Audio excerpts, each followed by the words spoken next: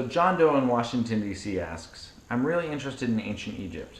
I heard they were heavy users of cannabis. Can you describe any gods associated with cannabis?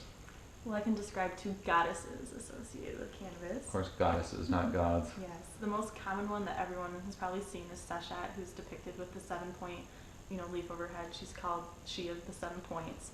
She's a scribe, and she is the goddess of history, knowledge, geometry, everything that today a pothead would not be associated with. So she's the goddess of geometry, and so hemp rope was basically the measuring tape of the ancient world. And that would make sense. Totally. If you have these materials, you're using paper, rope, you're using hemp with that as well. So, and then the other one is Basque. She's not as well known, however, she is probably one of the oldest deities we have.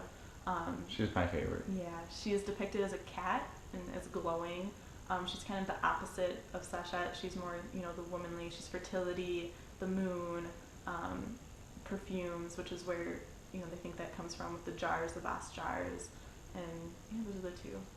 Awesome. So obviously, skeptics will say, like, how do we actually know that these two goddesses were using cannabis products? Is there concrete evidence that in ancient Egypt they were using cannabis?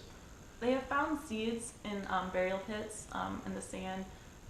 Today, modern Egyptians are not so much looking for the tombs because it's kind of said and done. What they're really looking for is the common ancient Egyptians, how everyday people lived. And in doing so, they have found these sand burials that have preserved not only the bodies, but the plant matter that has been buried with the bodies. So they have been able to find cannabis seeds and hemp leaves. So they're actually finding ancient Egyptian dead bodies with cannabis buried with them. Mm-hmm. Awesome.